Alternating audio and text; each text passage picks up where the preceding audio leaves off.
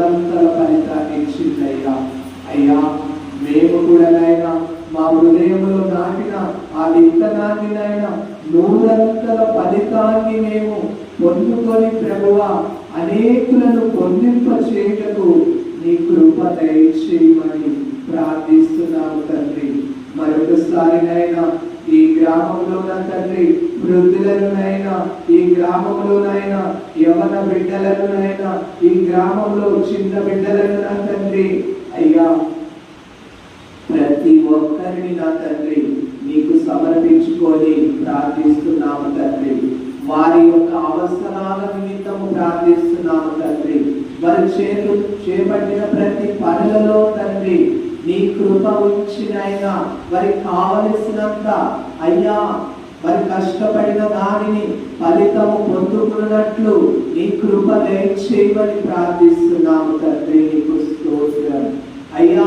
మరి అనారోగ్య విషయములలో ప్రభువా ఏ కుటుంబంలో తండ్రి ఏ బిడ్డలలో ప్రభువా అయ్యా శరీరంలోనైనా అనారోగ్యత ఉందో ప్రభువా యేసు క్రీస్తు రక్తములోని ప్రభువా విడుదల స్వస్థతలు జరుగునుగాక. తండ్రి నీకు వందనములు స్తోత్రములనైనా.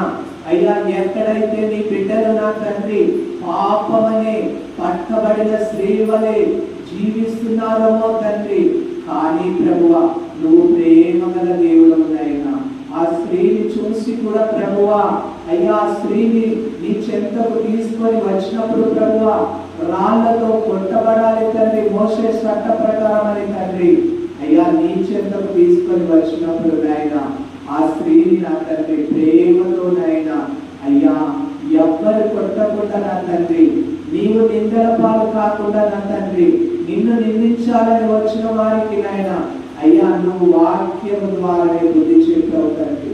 అయ్యా ఎవరైతే పాపము చేయని వారు ముందుగా బిడ్డ మీద రాయి వేయమన్నావు తండ్రి, కానీ మేమందరము పాపులని కాని తండ్రి ఆ స్త్రీని నాయన నీవు ఎలాగైతే తండ్రి అయ్యా ఇక పాపము చేయకుమని చెప్పావు తండ్రి, పాపములో మేము ఎక్కడ మునిగిపోతున్నామో తండ్రి నీ రక్తము ద్వారానే ప్రభువా మమ్మలను పరిశుద్ధులు చేసినైనా ఇక పాపానికి శాపాలకు గురి కాకుండా తండ్రి నీ పరిశుద్ధమైన రక్తంలో మమ్మలను ముద్రించుకొని తండ్రి నిత్య జీవపు మార్గంలో మేము నడుచుటకును నిత్య జీవపు బాటలో మేము ప్రయాణించుటకు నీ కృప మాపై కుమరింపబడుగాక.